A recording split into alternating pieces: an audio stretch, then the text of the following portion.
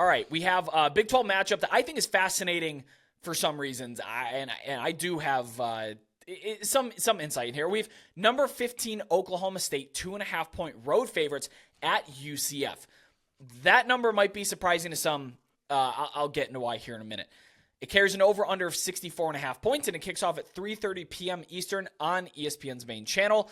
These two teams have never played before. I do like new matchups, and I know UCF is newer to the FBS and, of course, brand new to the Big 12. This is the first time they've ever met. Oklahoma State has not played in the state of Florida in the regular season since 2005. Listen to this. They visited FAU, but they played it at Hard Rock Stadium in Miami because FAU was playing at a soccer/high school stadium in Fort Lauderdale at the time. I love my college football lore. There's a little nugget for you. That's great history, Brett. No way I ever would have known that. I love it. Anyway, superstar running back, Ollie Gordon, absolutely terrific. He was banged up for Oklahoma State last week. He kept going out of the game, and I kept adding him to my little injury report as left week 10, but then he just came back in. But he was very hurt that game. Very hurt. It's absolutely worth monitoring his status this week. He's a big cog to this offense. UCF, they're 112th in rushing success rate allowed this season. So if Ollie Gordon goes and he's looking good, maybe not 100%, but 90%, he's going to have a pretty good day. UCF has given up 250 rush yards in their last two games. They gave up 400 to Kansas. You can run on them a little bit, to say the least. And Oklahoma State, pretty good rushing team. On the other end, the Knights it looks like they are getting Xavier Townsend back, their top wide receiver. John Rice Plumlee's finally getting healthier. He's been in and out of the lineup and banged up. And, of course, they handle the Pokes at home. They also broke a 5-game losing streak, but it came against Cincinnati, who they might not be the worst team in the Big 12, but they're not far off the bottom. And they barely beat them at that. To be honest, I don't think UCF is very good. They've been hurt, but I don't think that they're that great. And maybe it's just because it's a big letdown because I had some dark horse expectations for them preseason, but it's neither here nor there. The games, they haven't really been that close either recently. They did catch OU in their own situational spot after the Texas game. West Virginia, Kansas just beat the hell out of them. I do have to note, though, that John Rice Plumlee was in and out of the lineup, whatever. Either way, this, to me, is the letdown spot of all letdown spots for Oklahoma State. Situationally, like if you bet situations in college football, you're going to do really well. I plug my upset article once a week. We're like 20 and I think 20 and 11 with a push with like 4 outright upsets. This won't be on there because I only do 10-point spreads or more. So just to give you an insight on that. Big time letdown spot. I don't think UCF is that great, but hitting the road after that final Bedlam win that now the Pokes can ride off into the sunset with. Who cares what the record in that rivalry was? They got the last laugh twice, and they're taking that with them forever, and they absolutely should, especially since Oklahoma's the one that stepped out on that rivalry. If Ollie Gordon plays and is healthy, Oklahoma State's going to be able to score a bunch of points, but again, the situation just makes it absolutely impossible for me to lay points with the Pokes, and you've seen it in the market. UCF's plus threes got bought up. Brett, can we go back for a second? You said your upset article that you write every single week, your record in games that you're picking a spread of 10 or more, you're 21 and 11 against the spread, and you've got 4 outright winners of 10 points or more. Underdogs of 10 points or more? That is true, yeah. Brett, that is incredible. And I'm telling you, this isn't model-based, this isn't information-based, this isn't injury-based. This is purely looking at schedule and situation spots. Look-aheads, letdowns, travel. That's it.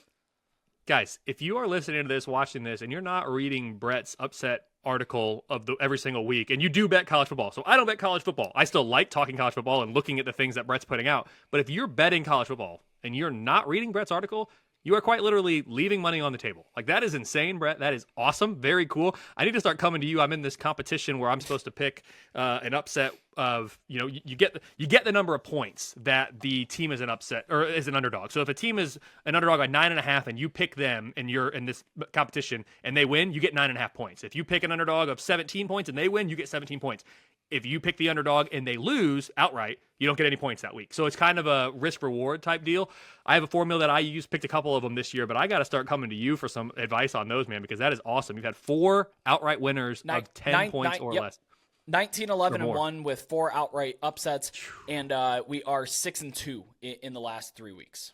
Get out of here. That is awesome. Guys, make sure you are checking out Brett's article over there at lines.com. That is very, very cool, Brett. What day of the week does that drop?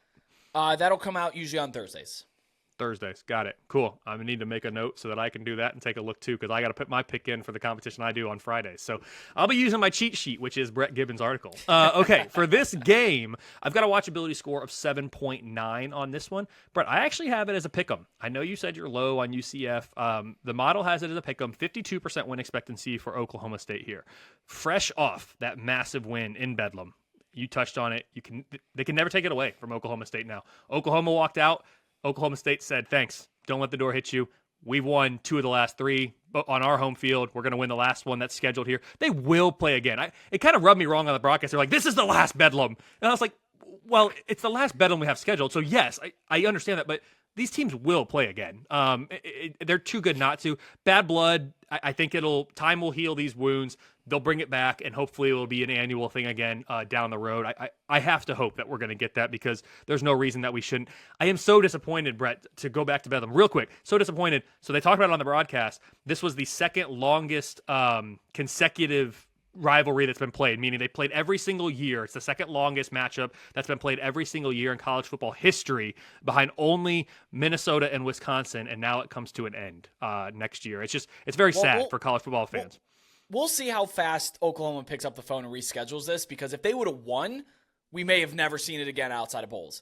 But because they lost those last 2, they're going to be hearing some little birdies chirping. I have a feeling they're going to pick up the phone too. But good point. Lost 2 of the last 3, both in Stillwater there. Yeah, absolutely. So Oklahoma State, 5-game winning streak. There is a lot of green, Brett, on this team dashboard that I'm looking at here on the website for me. From a resume standpoint, the Cowboys are number 20 in my most deserving rankings. The committee's got them even higher than that. They're number 19 in my record achievement metric, number 31 in my relative scoring margin metric. All of those things are season best, therefore the green. From a power rating standpoint, Oklahoma State has an 8.4 rating, a number 30 corresponding ranking. Both of those season best, more green for this team. The offense is number 29. The defense is number 42. Both of those season best. Brett, everything that we're looking at here, resumes, power ratings, it doesn't matter. Oklahoma State is at a season best level. There's 2 ways of looking at that. You can continue on that trend. More times than not, though, what we see is it's a peak right now. Peaks and valleys are defined as they are for a reason. You come back. You either regress or progress to the mean more times than not when you're on these trajectories. Oklahoma State fans hoping they can keep riding this wave. The odds say at some point you're going to come back to earth a little bit. Doesn't mean you're going to regress way the heck down the power ratings, but teams can't rise every single week for the whole season. It just doesn't work that way in anything that we do in life. College football is no exception. 52% chance. That's what my numbers give right now to the Pokes to make it to Arlington. Everything is pointing up for Oklahoma State at the moment.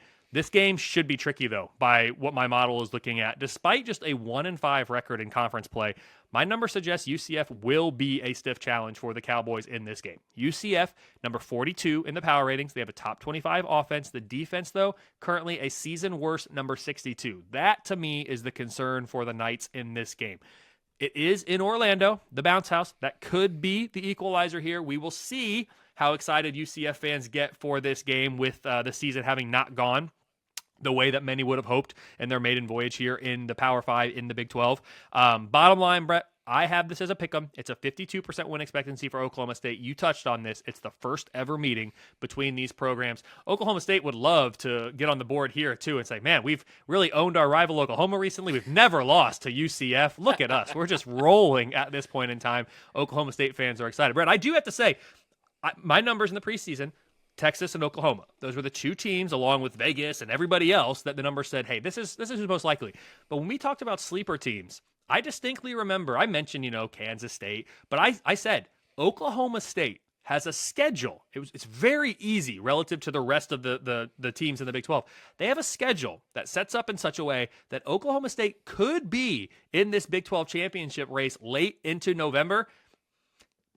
Only 1 loss in conference play so far, and it's probably not the one. If you would have said they have 1 loss going into Week 11, you probably wouldn't have thought it was Week 4 at Iowa State, but that's where they are. They're absolutely rolling right now. The numbers did suggest that the schedule was setting up in such a way that Oklahoma State might be able to take advantage. Well, if they get past this one, Brett, my numbers like them by 7.5 at Houston and 11.5 at home to BYU. If they get past this one, hey, upsets happen every week. We always see it. But Oklahoma State's got to feel really good about their chances to make it to Arlington. I'm going to say something that people probably won't like and might get me in trouble. I don't know. I don't care. It's how I feel. And it's harder now with the amount of realignment that we're getting in college football after this year. I am rooting for teams to make their conference championship games, the teams that are remaining in that conference moving forward. So I guess that means in the Pac-12, I'm rooting for Oregon State and Washington State, but I'm rooting for teams like Oklahoma State. I would like to see in the final year of this alignment, teams that are remaining where they are. And I'm not begrudging anybody who's moving. I understand why it's all happening. I get it. I really do. And I don't hate these teams. Just something inside of me wants the teams that are staying in their current conferences to have a chance to win them this year, and Oklahoma State certainly fits that bill. Imagine saying that they were in control of their own Big 12 championship game destiny on October 1st. That's not even that long ago. Dude, The bye it's week, crazy. the bye week changed everything for this team. Yep. They're a completely new team.